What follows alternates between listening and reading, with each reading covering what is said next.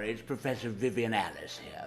Now, I've noticed through casual perusal of the YouTube universe that it is possible for a video clip to become flagged if it is deemed inappropriate. Now, while I admire this form of collective censorship, it does, of course, have inherent dangers. While it is a great relief to discover that there is little or no pornographic material available in the YouTube universe, one does wonder what it is exactly that sparks off the desire to flag. I have, as yet, not seen anything that I feel would deprave or corrupt me, but then I am a little bit long in the tooth, and probably well beyond being depraved or corrupted. So this is a little experiment to see just what it takes to get a clip flagged. I have decided to use one or two sections from my infamous lecture on the use of offensive or obscene language. This is a lecture I give to my freshmen at about this time of year when they come up to Oxford, and it does seem to break the ice. If they see a daft old buffer such as myself effing and jeffing and writing obscene words in big letters up on the board, what tends to happen is that the dramatic impact of such language is hugely diminished and not of much use to the average angry student. Initially, I study quite gentle terms which are made up of one or two seemingly inoffensive terms: dickhead, tosspot, scumbag.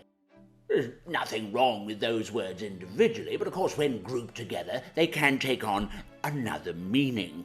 Of course this becomes very rich ground when delving into the murky area of homophobia. A fudge packer is a good example, uphill gardener, turd burglar, shirt lifter, all marvellous terms. But then we move swiftly on to the more common swear words in everyday use. A tit, bum, fanny, wank, fart, shit, piss, fuck, bollocks, cunt. Well, there's no point listing them all, you know them well enough.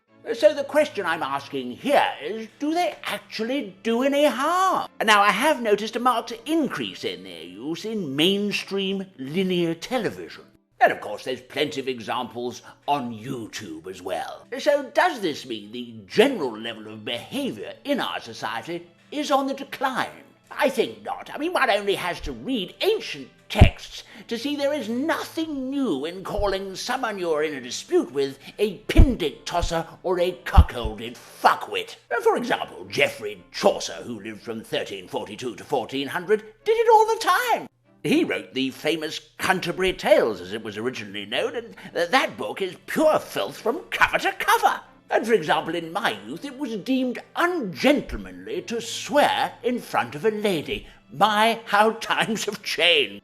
Only the other week, a young girl I was giving a tutorial to referred to me as a sad old cunt, which I thought was rather charming. So I believe there is less hypocrisy and more honesty, and the more we embrace words like fuck, cock and cunt, well, the less weight they carry. Of course, as a society, we do need terms that add weight to an argument from time to time. And the pure acceptance of swear words does mean that people are going to start inventing new terms. I mean, pray, for example, what does swan gagging mean?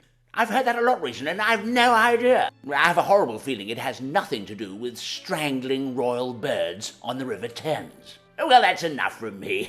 And if I have offended you, you're a fuckwit. No, I don't mean it. I'm terribly sorry. And if you have been watching, thank you so much. I am Emeritus Professor Vivian Alice, Oxford University. Marvellous. Keep on YouTubing.